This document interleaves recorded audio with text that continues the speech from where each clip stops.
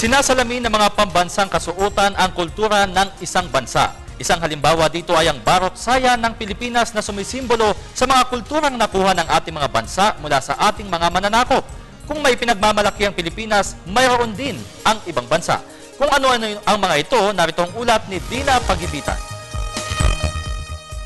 Bukod sa wika at pagkain, ang bawat lugar sa buong mundo ay may kanya-kanyang natatanging kultura.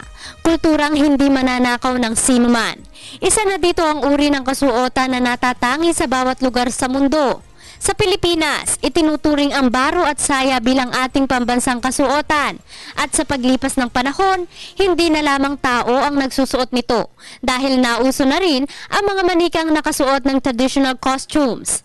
Tulad na lamang ng sa National Textile Museum sa Kuala Lumpur, Malaysia, ng koleksyon ng mga manika o ethnic dolls. Dito pinatunayan ang galing at natatanging tradisyon ng iba't ibang ethnic groups sa iba't ibang bansa tulad na lamang ng Japan, New Zealand at Spain.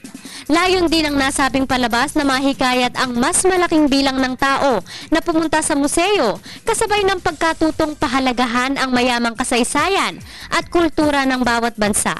Sa pamamagitan kasi ng costume dolls na ipapakita ang positibong kaibahan, yaman at halaga ng bawat komunidad o pamayanan. Laruan man o koleksyon sa maraming tao ang costume dolls, higit sanang makita ang totoong halaga nito sa bawat isa. Ang ipagmalaki ang lahi at kultura mo, gayon din ang maging bukas sa kultura ng ibang tao.